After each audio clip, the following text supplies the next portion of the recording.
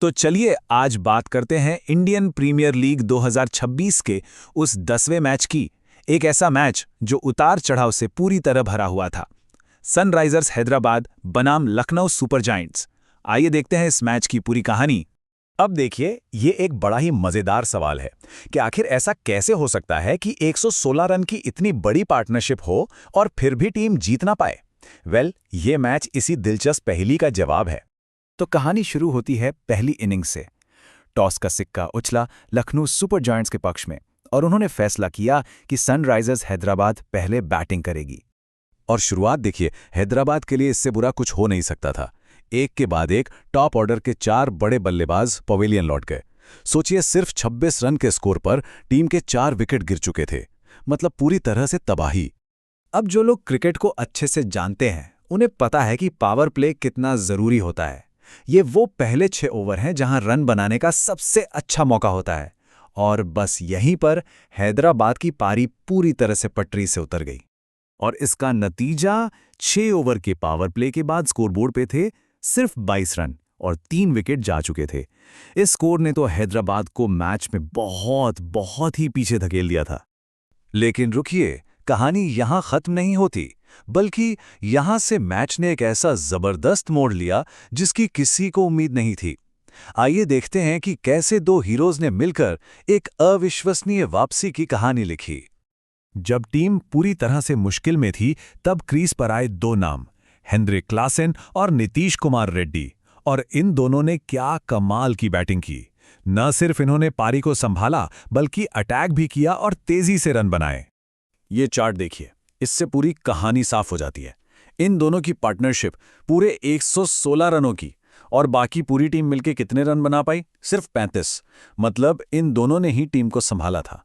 तो ठीक है, इस शानदार रिकवरी के बाद हैदराबाद ने बोर्ड पर एक ठीक-ठाक टोटल लगा दिया था। अब सवाल ये था कि लखनऊ के गेंदबाजों का प्रदर्शन कैसा रहा। चलिए देखते हैं। तो 20 ओवर के बाद हैदराबाद का फाइनल स्कोर था 156 रन 9 विकेट के नुकसान पर।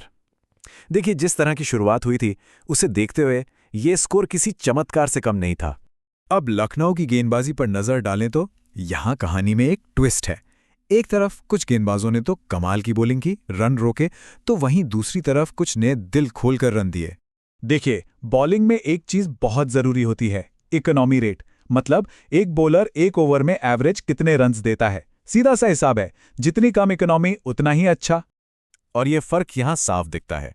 एक तरफ है मोहम्मद शमी, जिन्होंने सिर्फ 2.20 की इकॉनमी से रन दिए, मतलब बल्लेबाजों को बिल्कुल बांध कर रखा।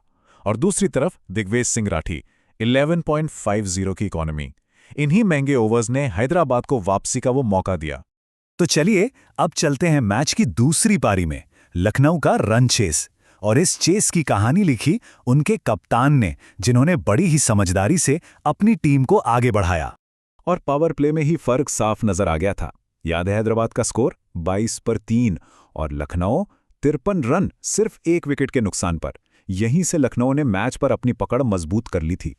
इस पूरे रन चेस का हीरो अगर कोई था तो वो थे लखनऊ के कप्तान। उन्होंने एक छोर पर लंगर डाल दिया और अपनी टीम की नैया को पार लगाया। एक परफेक्ट कैप्टन्स नॉक। बाकी बल्लेबाजों ने भी अपना अपना काम किया, जरूरी रन बनाए, लेकिन वो आउट होते गए। पर एक तरफ कप्तान थे ऋषभ पंत, जो आखिर तक नॉट आउट रहे और टीम को जीत दिलाकर ही लौटे। और उनकी स्ट्रैटेजी देखिए, उन्होंने कोई बहुत बड़ी एक पार्टनरशिप नहीं की, बल्कि छोटी-छोटी लेकिन बहुत ही जरूरी पार्टनरशिप्स बनाई। पहले मार्करम के साथ, फिर बडोनी, फिर समद, और इसी तरह उन्होंने मैच को अपनी मुट्ठी में रखा। तो सवाल ये है कि हैदराबाद की वो इतनी शानदार वापसी आखिर बेकार कैसे हो गई? लखनऊ ने ये मैच जीता कैसे? चलिए इसके पीछे के कारणों को समझते हैं। एक बहुत बड़ा फैक्टर था हैदराबाद की गेंदबाजी। एक तरफ हर्ष दुबे ने कस के बॉलिंग की, सिर्फ 4.5 की इकॉनमी से। लेकिन दूसरी तरफ जयदेव उनादकट बहुत महंगे साबित हुए। उन्होंने 13 की इकॉनमी से रन लुटाए और जो भी प्रेशर बना था वो सब रिलीज हो गया। तो कुल मिलाकर देखें तो जीत हार का फैसला कुछ अहम बातों पर हुआ। पहला, हैदराबाद का सिर्फ एक पार्टनरशिप पर टिके रहना। दूसरा, दोनों टीमों के पावर प्ले के बीच का बड़ा अंतर। तीसरा, मोहम्मद शमी का वो जबरदस्त स्पेल। और आखिर में ऋषभ पंत की वो कैप्टन वाली समझदारी भरी पारी। तो आखिर में एक सवाल छोड़ जाते हैं, क्या ये मैच हैदराबाद ने अपनी वापसी को भुनाने में नाकाम होकर गंवाया, या फिर ये लखनऊ की एक सोची समझी परफेक्ट चेस थी? शायद सच इन दोनों के बीच में ही कहीं है।